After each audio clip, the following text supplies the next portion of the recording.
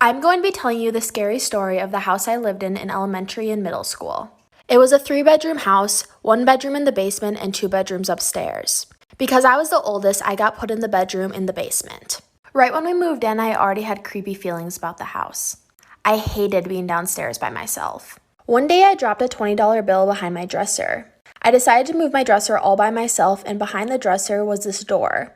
It wasn't a normal door, it was really short and just squared. It was also glued off, so I couldn't get into it. Me and my neighbor, who were best friends, worked at it for days to get into it. We finally got it open, and inside was another room. It was almost like an underground attic. The walls were wooden, the ceiling was wooden, there was no carpet, but it smelled awful. My parents found out and they were super mad at me for opening the room. They of course put that dresser in front of that door for a reason because they knew I would explore it. But after that, things started to get weird. Stay tuned for part 2. So it's Friday night, it's Roxy's birthday weekend, and we're all going to her house for the first time ever for our group sleepover. So we get there, and honestly, everything seemed really normal at first. Roxy's house was really nice, and honestly, I was confused why she never wanted us there before. So then we start making banana bread, and all of a sudden, Laura jumps and screams and runs to the other side of the kitchen. She's like, "Did you guys feel that?" And we're all like, "What are you talking about, Laura?" She's like, "I swear something just touched my lower back." And Laura's face turned really pale, like she was genuinely scared. And we spend the next hour convincing her that no one was there, no one touched her back. So then we start watching a movie, Disturbia. Shout out to Shia LaBeouf. And Nina goes to the bathroom, and when she comes back, she's like, "Roxy, it looks like something upstairs is maybe leaking because there's this massive wet stain on your bathroom wall." And Roxy's like, "Oh, don't worry, that stain's always there." She's like, "We actually can't figure out where it's coming from. We've had plumbers come and they can't figure it out either. There's no drain or pipe or anything that could be causing a leak at that part of the house anyway." And then Roxy says, "But that's why we think our house is haunted." We all look at her kind of shocked, and she's like, "Yeah, that's why I never invited you guys to sleep over, because it can get kind of creepy." But honestly, at that point, I wasn't that creeped out until we went to bed, because that's when stuff started getting weird. Taking this off and telling a story. One Christmas night many years ago, some kids were playing outside and they were all having a very good time. They were all waiting for Santa to arrive, and they were just overjoyed with excitement with all the gifts they're getting tomorrow. They all decided to play a game and summon Santa Claus. They remembered a story their parents told them about how to summon Santa Claus, and they thought it would be a good idea to see what kind of gifts they are getting tomorrow. They do the whole ritual, and something does not go as planned. Instead of summoning Santa Claus, they summon a witch. But not just any witch, a Christmas witch. She says you should never play around with magic. She says a spell and the kids disappear. None of them were ever seen again. Have you ever felt like you're being watched but didn't know why? For Elise, this feeling would lead to a terrifying discovery. She had just gone through a really messy breakup and had to move out. She found a studio apartment on the other side of town, but when she got there, she saw a bunch of things were left behind, including books, clothes, and a long mirror propped up against the wall in front of the bed. But when she called the landlord, he said that the previous renter didn't want them anymore, so Elise put everything in a bag to deal with later. She decided to keep the mirror though. She went to bed that night and woke up to soft rustling noises. She began to feel uneasy. She looked around and swore that she saw a long shadow move across her room. But maybe it was just the trees. She tried to ignore it, but all through the night she felt a pair of eyes on her. The next day she convinced herself she must have just been feeling anxious because it was her first night living alone. But she went to bed again and couldn't sleep. She heard the same rustling noises, opened her eyes, and saw a long shadow was now standing in front of her bed. She turned away for a second to turn the light on, but stumbled, and before she knew it, the shadow was gone. When she woke up, she took the bag of the previous renter's things and decided she didn't want the mirror either. She pushed it out of the way and found behind it was a huge hole that someone had dug to get to her. This is the haunting story of Jeff the Killer. Jeff was a young boy who moved into a new home with his family.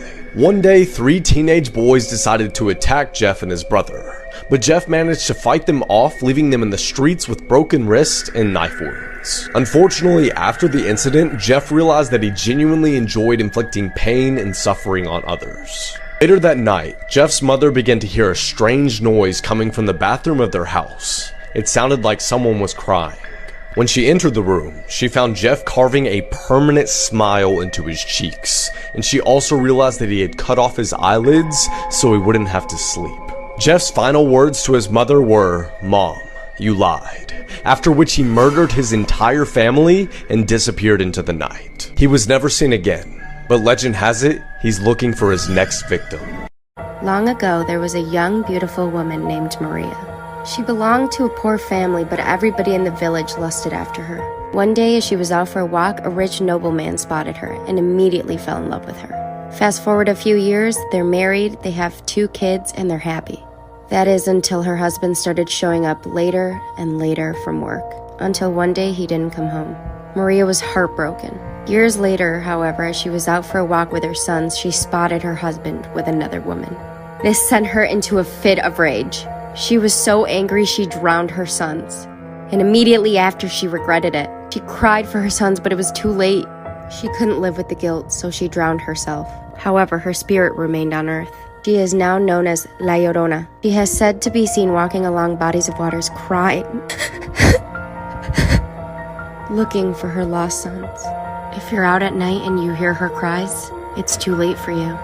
This is why you should never go on a subway again. So what happened is that one night, a teenage girl was taking the subway home from work back to her house in New York. The scary part is when she went on board, she sat directly across from 2 men with a woman sitting in the middle. The creepy part is that the woman kept staring at her and wouldn't even blink, while the 2 men never once looked at her. Well, at the next stop, a man with a trench coat walked in, but the girl didn't pay much attention to him. The girl kept trying to look away so that one lady wouldn't stare at her, but she just kept looking, wouldn't even blink. Well, at the next stop, that random man with the trench coat pulled out the teenage girl and dragged her out of the subway. She was screaming, asking for help because she had no idea why this guy just pulled her out. But the guy told her to calm down and said he actually saved her life because the woman that was staring at her was actually dead, and the 2 men next to her were holding her up to make her look alive. The random guy with the trench coat said if he didn't pull her out, she was going to be their next victim. The more you think about how this true story ends, the creepier it gets. In 2015, a college student was renting the basement apartment of his friend's house. One weekend, his basement roommates take off for the night, so he decides to use that time to get some homework done distraction-free. But as soon as he sits down to do his work, his friend upstairs and his family starts making all this noise, moving furniture around, shuffling feet. It's impossible to focus, so he picks up his phone and he texts his friend. "You guys sound like you're really having a good time up there. I'm not really getting anything done. Can I come up?" And his buddy says, "No one is home. We went to Wisconsin for the weekend." Terrified, he runs out the side door to get a look in the window to see who's making all the noise. All the lights are off in the house. There's not a single car in the driveway. He had been home alone the whole time. This is why you should never deliver a letter in person. Once a woman was living in Berlin after World War II.